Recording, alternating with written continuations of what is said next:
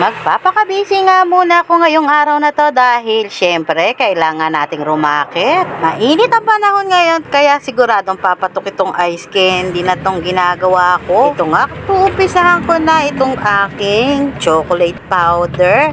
Swiss choco nga pala ang flavor na yan. Hinalo ko sa tubig at mix tayo dyan at nang ganyan na yan.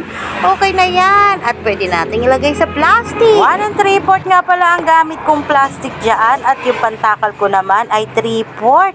Kaya naman heto, nakagawa na ako ng isa. Ulit-ulit nga lang ang proseso niyan para matapos tong aking mixture na ginawa. Abay, syempre, extra income din to at pambayad din ng kuryente ang magiging tubo ko dito. Tsaga-tsaga nga lang at syempre, pangkabuhayan showcase din naman yan. Choco ice candy ice cream nga palang ginagawa kong flavor na ito. 2-in-1 na ice cream na ice candy pa. Kaya naman heto, at malapit na ako may tapos. Irakit na ng irakit, itinda ng itinda ang mga gustong itinda para naman magkaroon tayo ng extra income.